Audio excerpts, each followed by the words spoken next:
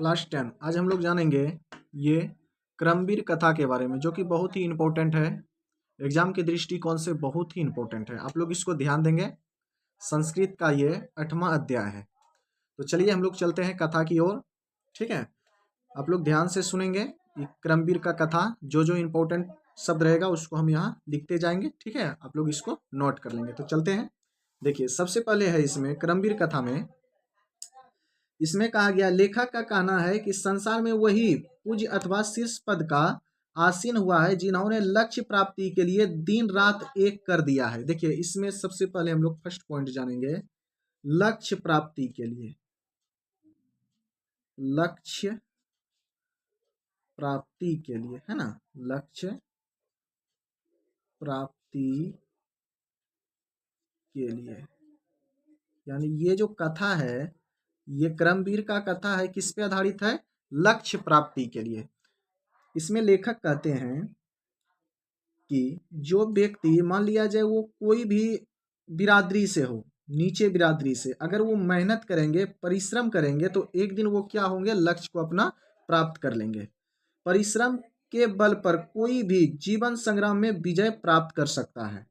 ये कह रहा है, जाति पाति ऊंच नीच आदि का कोई मूल्य नहीं होता है। लेखक कहते हैं, इसी में हम लोग जान लेते हैं। लेखक का कहना है ना, आप लोग ध्यान देंगे। जाति पाति, ठीक है, ऊंच नीच आदि का कोई मूल्य नहीं है। आदि का मूल्य नहीं, आदि का मूल्य नहीं है, यह मूल्य नहीं। इसमें हम लोग कहानी को जानेंगे। इसमें कवि जो है एग्जाम्पल दिए हैं कि अब्राहम लिंकन जैसे एग्जाम्पल दिए हैं इन्होंने कि अगर कोई व्यक्ति अपना लक्ष्य प्राप्ति के लिए मेहनत करेगा तो एक दिन वो जरूर लक्ष्य को प्राप्त कर लेगा। एग्जाम्पल में दिए हैं अब्राहम लिंकन, भीमराव अंबेडकर, कर्पूरी ठाकुर आदि इसके ज्वलन प्रमाण है। लिंकन परिश्रम के बल पर अमेरिका का राष्ट्रपति बना। इन्होंने कुछ एग्जाम्पल दिए हैं कि ये लोग बहुत मेहनत किए। पहला है अब्राहम लिंकन। अब्राहम लिंकन ये जो है ना, ये जो है बहुत मतलब परिश्रम किए थे, तब जाकर के ये राष्ट्रपति बने थे। पहला बार, दूसरा बार, इसी प्रकार से ये कई चुनाव हार गए, लेकिन ये अपना परिश्रम को नहीं छोड़े, तब जाकर के ये राष्ट्रपति बने। उसके बाद भीमराव अंबेडकर, आप लोग जान ही रहे हैं कि अपना संविधान का क्या है, ये जनक माना गया है, भीमराव अंबेडकर।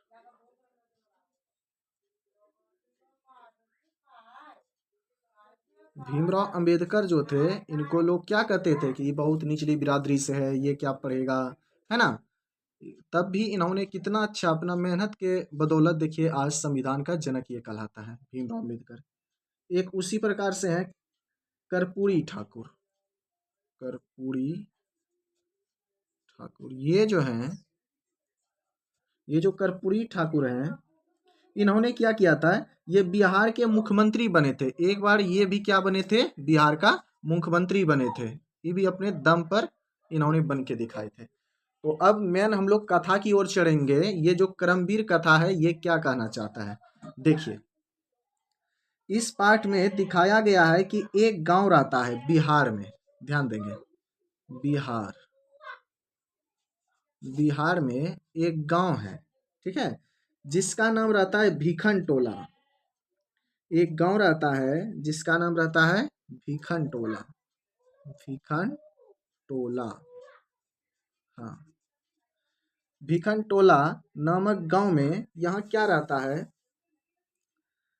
मतलब समाज के दलित ग्रामवासी पुरुष यहाँ निवास करते हैं। मतलब समाज, यह जो गांव है ना, ये ऐसा गांव था जहाँ दलित वर्ग के लोग, है ना, निचली कास्ट, निचली बिरादरी वाले लोग इस टोले में आकर के अपना जीवन यापन करते थे। और बेचारे सब इतना गरीब होते थे ना कि सिर्फ किसी प्रकार से उसका घर, मतलब सोचिए ना कि ऊपर में पन्नी बांध करके वो किसी तरह अपना जीवन यापन किया करते थे। किसी तरह, खुट्टा उट्टा गाड़ करके और किसी तरह जीवन यापन करते थे। शिक्षा का कोई भी केंद्र वहां पे नहीं था। होता यह है, शिक्षाहीन कठिन जीवन में व्यतीत करने वाले थे। उनमें बहुत लोग का परिवार गांव से बाहर कुटी बनाकर रहते थे। ये जो गांव था ना, बहुत यहाँ नहीं रह पा रहे थे भिखनटोला में, तो वो गांव से बाहर भी जाकर के अपना झोपड़ी डाल करके रहते थे। उसके बाद होता यह है, यहाँ पे देखिए एक घर की हम बात कर रहे हैं, जिसमें कि एक घर में 2 पुत्र और उसकी एक छोटी बहन है ना, यानी कि भाई बहन रहती है, और उसी में एक लड़का रहता है। उसी में एक लड़का रहता है। इसके गांव के ये भिखनटोला जो है, यहाँ थोड़ा ये देखिए, ये 2 भाई है और एक बहन है, ये लोग इसी घर में रहते हैं। यहीं जस्ट गांव के बाहर, गांव से बाहर एक विद्यालय बनता है।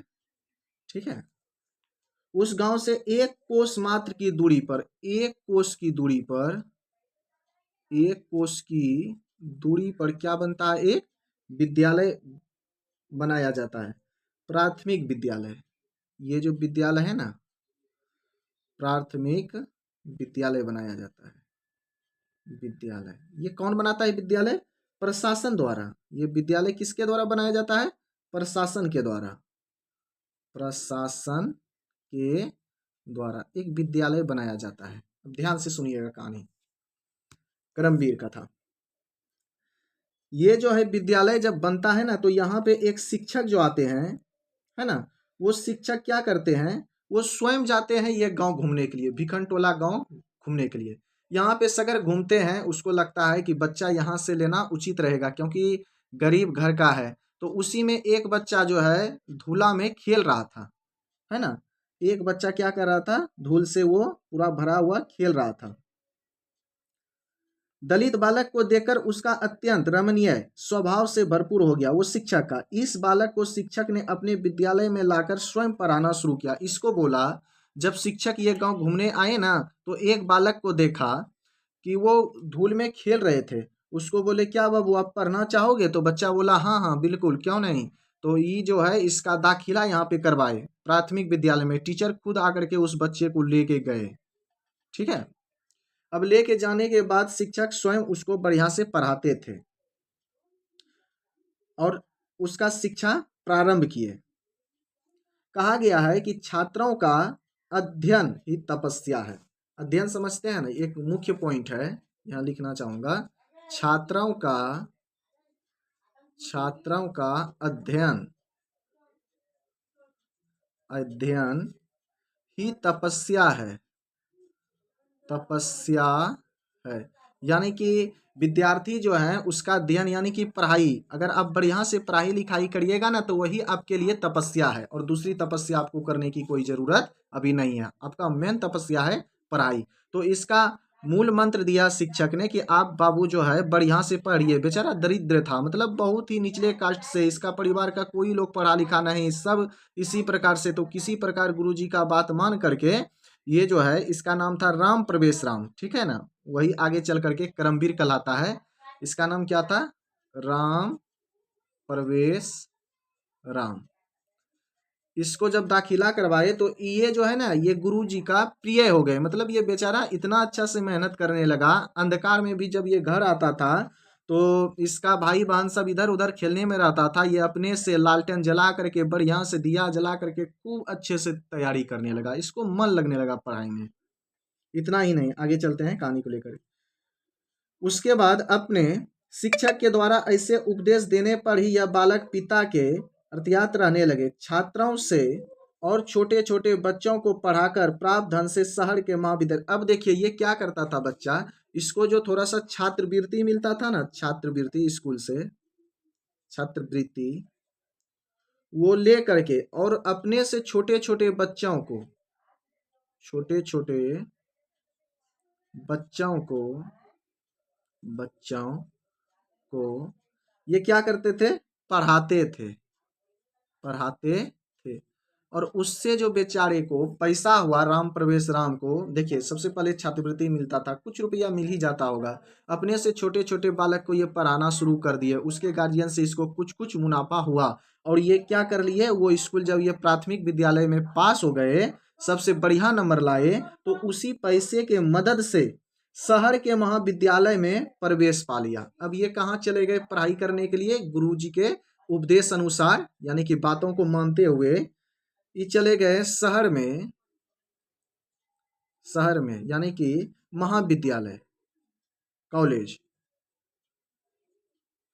महाविद्यालय में अपना दाखिला करवाया। वह वहां भी राम प्रवेश राम बहुत अच्छे से तैयारी किया, इन्होंने बहुत अच्छा से तैयारी किया। वहां भी सबके जो है जितने भी गुरुजी थे उनके ये प्रिय बन गए। होता ही है बच्चों कि जो भी बालक अच्छे से पढ़ाई लिखाई करते हैं ना, वो अपने जो है क्या हो जाते हैं, गुरु के समीप आ जाते हैं, मतलब उनको सगर से आदर सम्मान सत्कार मिलने लगता है, उसको बहुत अच्छा लगने लगा।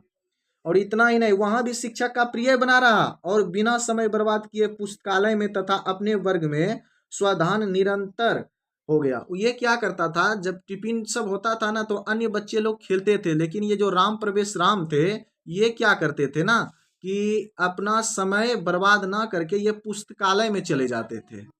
पुस्तकालय, वहां जा करके इसको जौन सा पुस्तक अच्छा लगता था विद्यालय में, उसको निकाल करके बढ़िया से पढ़ाई करता था, पुनः क्लास लगने के बाद क्लास में, यानी कि यह थोड़ा भी अपना समय बर्बाद को नहीं करना चाहता था। स्नातक संपूर्ण महाविद्यालय में प्रथम स्थान प्राप्त। ये जो महाविद्यालय था इनमें ये फर्स्ट डिवीजन है, यानी कि सबसे प्रथम स्थान कौन था, सगर चर्चा होने लगी, राम प्रवेश राम, राम प्रवेश राम, मतलब पूरा कॉलेज स्कूल सगर इसका चर्चा होने लगा, ये बहुत अच्छा पढ़ने लगे। आगे जानते हैं, राम प्रवेश राम ऐसा शब्द सुना जाता था जिसके माता पिता विद्या के उत्पन्न प्रतिष्ठा को नहीं जानते थे, और इसके जानते हैं, इसके घर पे माता पिता को पूछता था कि राम प्रवेश राम है क्या, माता पिता भी अवाक हो जाते थे कि यार ये राम प्रवेश राम जो कि मेरा बच्चा क्या कर दिया, तो पता लगता था कि आपका बच्चा बहुत पढ़ने में तेज है, माता पिता को भी बहुत सुकून मिलता था कि वाह क्या बात है। और इन्होंने क्या किया, केंद्रीय लोक सेवा परीक्षा, देखिए अच्छा पोस्ट है, केंद्रीय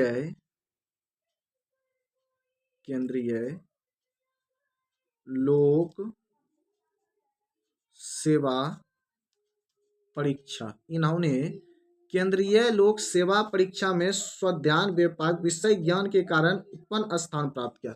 इन्होंने बहुत अच्छा स्थान प्राप्त कर लिया, ठीक है ना। अब इसके बाद क्या होता है, राम प्रवेश राम में इसका श्रम और अभ्यास से बहुत प्रसन्न हुए, वहां पे व्यक्ति सब जो है जो भी थे बहुत प्रसन्न हुए। आज राम प्रवेश राम की प्रतिष्ठा अपने प्रांत में और केंद्र शासन में भी बहुत है। इसकी प्रशासन क्षमता और संकट के निर्णय लेने पर स्वार्थ सबों आश्चर्य में डालने वाला है। यानी कि एक बच्चा जो है देखिए, जो कि धूल में यहाँ खेल रहा था, गुरुजी के कारण यह बढ़िया से उनके बातों पर चले और अच्छा से मन लगा करके इन्होंने पढ़ाई की, ये इतना बड़ा परीक्षा को पास कर लिए। समझते हैं अब कितना अच्छा इसका वो जो है ना,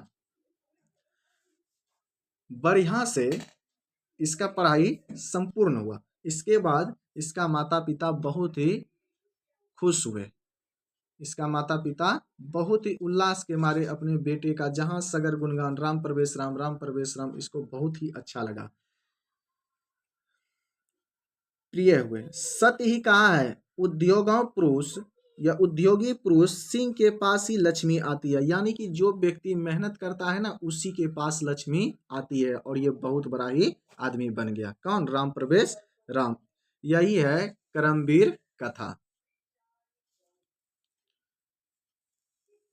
धन्यवाद।